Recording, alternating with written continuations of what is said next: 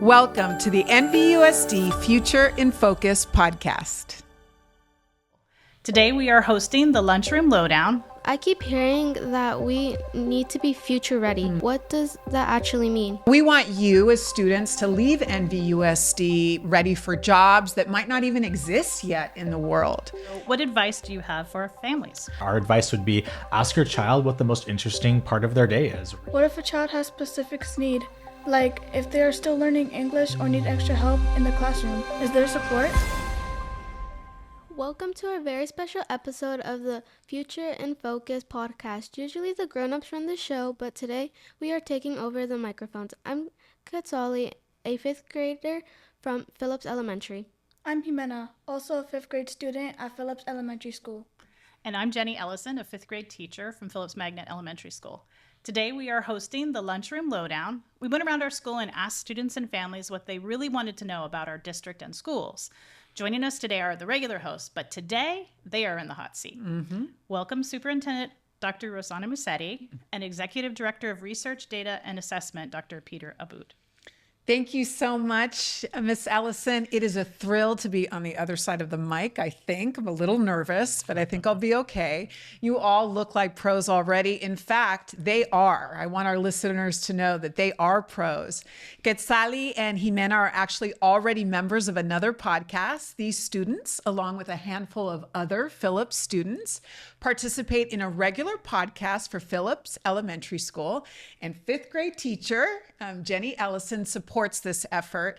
Before they continue, I just have to say thank you, and we are so thrilled to have you join us today on the other side of the microphones. Yeah, and I love it when our students take charge, but I'm also a little bit nervous, but I think we've got this, Dr. Mucetti. We've got it. Usually I'm the one asking the questions, but today I'm ready for the Lunchroom Lowdown.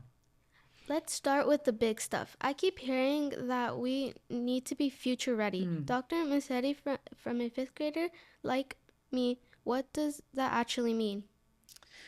Well, this is a great first question. Being future ready means more than maybe just getting good grades, for example. It's about being confident in who you are. It's about being compassionate while you're relating with other people. And it's also about being adaptable, which means that we handle it when things change or get hard for us.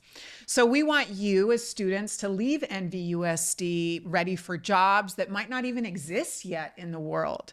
And we want you to be ready for life, right? Life can get hard. There's a lot of things that we might not know what's going to happen. We can't anticipate, but we hope you're leaving the system with skills ready to take on whatever life puts before you. Speaking of being future ready, a lot of families are thinking about how they can best support their child in their learning. So what advice do you have for families? Yeah, what a great question. We know that the learning does not stop when students get home from school. Like you're learning formally during the school day with your teachers, but it definitely does not stop there. So our advice would be ask your child what the most interesting part of their day is. Read together. Don't be afraid to make mistakes. Talk about what learning is happening. Mistakes are how we learn, and so that's nothing to be ashamed of in any way. And we also want our students and their families to partner with our teachers. So if you have a question or you need support, please ask. Our amazing staff are ready to help. And when families and teachers work together as a team, that's when our students really succeed. We've collected a question from our 1st grader family. They wanted to know what the options are for learning after school. When can they learn more? That's a really great question. We know that this is a really important topic for a lot of our families around after school. We know we have a lot of families that work and they need extended hours after the regular school day. So we're really lucky here in NVUSD because we have some wonderful expanded learning programs.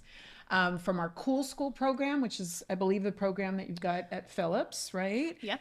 And also our partnership with the Boys and Girls Club that is at some of our other sites. We offer various after-school enrichment activities depending on the elementary school. And so that's really, really great. There are even ways to continue learning during the holidays and the summer. In fact, I really encourage everyone to check out our family newsletter, which we send every other Thursday to all of our NVUSD families via email, because it outlines many of the options as they're coming up in the calendar for families to consider and schedule.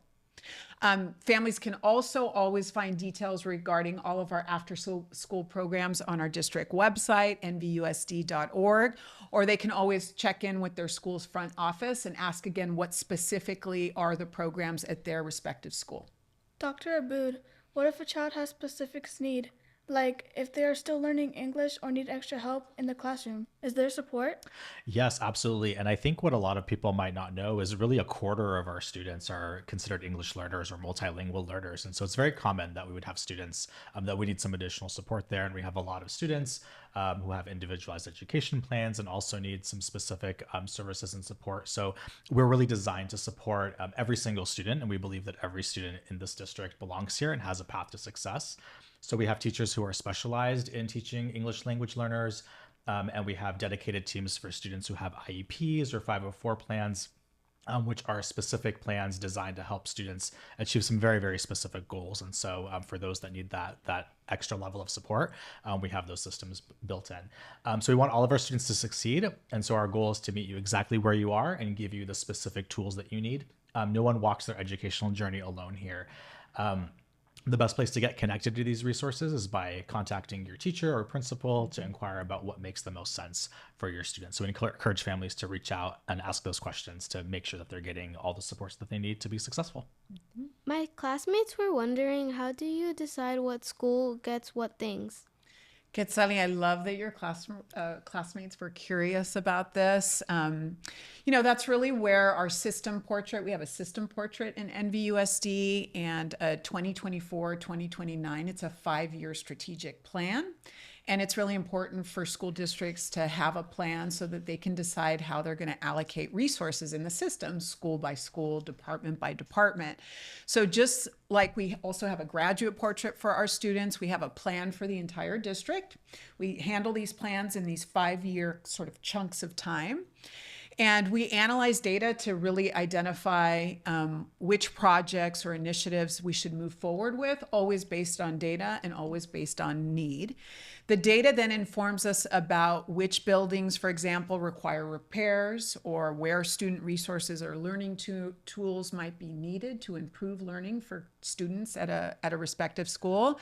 So we consider using data, we'll consider things like maybe a new program, a new tool, training, resources, or a curriculum. We do try to be proactive, which is a fancy way of saying that, we need to continuously improve. We need to try and fix things and be responsive as needs emerge in the system for our kids. And we also want to provide tools, before they, are absolutely needed and the situation is dire. We want to make sure proactively that every student, regardless of which school that they attend, has the tools, resources, and infrastructure necessary for them to learn. And I hope you feel that way at Phillips. Oh, okay, that makes sense. You use data to create a plan, and then you follow that plan. Now let me ask you to dream a little bigger. If you didn't need to worry about how much it cost, what would you add to our school or every school? Oh my gosh, the cost factor, right? Okay, and I love to dream. In my role, I do always have to think about cost because we always want to maintain a financially stable district so that we have everything that we need to provide the core education for students. But if cost and budget weren't a factor, I would, of course, make sure that every single school had state-of-the-art facilities because we really do believe that the learning environment makes a difference. Our Phillips students played a critical role in communicating about that when we were considering bond measures for NVUSD. But do you girls remember what was the number one request that every student had for our school? It had to do with the playground. Do you remember? Right. Oh. What they asked for? I think they asked for swings. Swings, yeah. They did. And we have new And what are we playgrounds. getting? Swings. Yeah, That's right. we have new playgrounds coming, so that's a So great. we listen. Yeah. Yeah, we listen, and that's a great way. That's a great example of how we're using data to sort of drive our decision making. So going back to dreaming, state-of-the-art facilities are important. We want every, elementary school to have a great playground. We know that play is important in between the learning that you're doing in the academic environment of the classroom with fabulous teachers like Miss Ellison. We're already working hard on that actually through Measure A2 in American Canyon and Measure B here in Napa, where Phillips is. Those are our 2 bond measure programs in the district. But I'd love to accelerate that progress so that every student has an optimal, learning environment immediately, and it's state of the art. So we're doing the best that we can with the resources we have. I also want to expand the amazing resources we already have in terms of, the people and the programs beyond just the facilities. We currently, I believe, provide an excellent education with really fantastic staff. The quality of the staff here in NVUSD is just a key component of our success in providing our students a great education. But we also provide things like homework help, the after-school care and programs that I talked about in the previous question. We offer free breakfast and lunch, and we really are proud of the quality of our lunches. They continue to improve through the food services program, NOSH, along with specialized learning plans, and doing our best with providing mental and physical health resources, because we know socio-emotional learning and your mental health is really, really important for you to have that academic success. And our teachers and staff do so much already with the limited budget. I think that if I could dream big and not really think about the cost factor, and had maybe unlimited resources, I just want to continue to support our staff, our amazing teachers, our support staff, our site administrators, principals, assistant principals, who support all of the learning and all of the programs, and just expand further, provide them all of the resources that they need to continue to do a great job, so that they have what they need at their fingertips to educate fifth graders like yourself and all the other students in our system. Yeah, I agree, Dr. Mucetti. And if budget wasn't an issue, I would even want to see more field trips and partnerships with our local community. Just imagine having experts from different industries come into classrooms every day and bring lessons to life for the real world projects and discussions. And we're already seeing this in many of our schools, but expanding it would be really great. And it could really turn the whole community into one big classroom, which would be pretty amazing. Yes, very enriching. That would be fun. I would love to go to more field trips. What is the best part of your job? Oh, gosh, that's such a good question. So for me, it's seeing the impact on students through the data. So my job, I work at the district office and I oversee the data services department, and we look at a lot of student data. If you've ever taken the STAR test, STAR reading or STAR math, that's me. That's my job. We make sure that's running. Yeah, I'm sure you did great. Yeah. That's my department. We run that data. When you take your CASP testing or LPAC testing, my department runs that data. And so we spend a lot of time looking at that and looking at student results. And it's always really exciting and really incredible when we're doing that analysis and we see, oh my gosh, so like a certain percentage more of kids can read at grade level, or we're seeing improvements here or there. And that's really exciting because that tells us that you're learning in the classroom, and it tells us that your teachers are doing a phenomenal job of helping you along on that journey. So it's always fun to just kind of see that growth. And then of course, anytime I get to visit a school or see students or see classrooms in action, that's really exciting for me too. And for me, in my job as superintendent, it's definitely moments like these when I get to just interact with students like you. These are the best days. These are the best moments. Getting to talk to students, hearing your ideas, remind me of why we do this work. In fact, that opportunity where we got to listen to Phillips Elementary students in our boardroom, those are the moments that really make a difference in the day-to-day work that, a lot of the times can be hard and exciting, but the most exciting and the most impactful are when we get to interact directly with our students, because that's who we're here to serve. Students like you, you're really the reason, I show up every day. It's usually the reason teachers like Miss Ellison show up every day. We're really motivated to give you a great educational experience. And then seeing your leadership here today, where you're actually hosting the podcast and you're doing it with such confidence. And I can just tell that, you've got experience doing this. Phillips does such a great job with leadership development. And I'm seeing the leadership happen right here as you take over the podcast and give us the Lunchroom Lowdown. So it just makes me really proud of our district to see two fifth graders be able to do something like this and, interact and, really think about education and what it means for you. Well, memorize these faces because these two could run the world. Amazing. I believe it. Quetzali keeps me on track in my classroom. I believe it. She knows where all my stuff is. I believe it. I believe it. It's true, right? Yeah. All right. I hope you're surviving the hot seat. Okay. We got one last lowdown question. Students are always wondering about next year. These two students and many others across our school district will be leaving elementary school for middle school. I'd personally like to keep them, but it's the way the system works. And there are so many questions that they have. Will I be in class with my friends? What happens if I don't have anyone to sit with at lunch? So those types of questions are kind of like something that they experience as they think about the future. Yeah, that's really real, right? Are you thinking about that? Even though you're in the middle of 5th grade, you still have a few months to go, but that makes sense. Those are really real questions. That transition to a new grade is always a really big deal. That leap from elementary school to middle school is a huge deal. So that makes sense that those questions are top of mind. Quetzali and Jimena, you are both heading to middle school, and I'm really, really excited for you.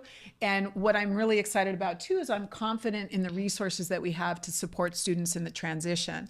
Our principals and teachers work very hard to create balanced classrooms where everyone can thrive. You know, it's challenging, it's complicated, it's hard, but I know that they have the skills to do it. While we can't always guarantee that you'll be in classes with your best friend, you want to be with your best friend, right? Yeah. We can't guarantee that, but that's part of growing and learning and becoming that adaptive, compassionate, ready for the future graduate is, going into classes without your best friend and making new friends, right? And getting comfortable and confident in new experiences like that. We know that middle school will be a chance for you to grow. You'll make those new friends. You'll strengthen the old friendships that you have, that you're bringing from Phillips. And then you'll try new things like, we have a middle school athletics program, for example, right? We don't have that at elementary school. So that's really exciting about middle school, that you might get to do something, try a new sport and be an athlete.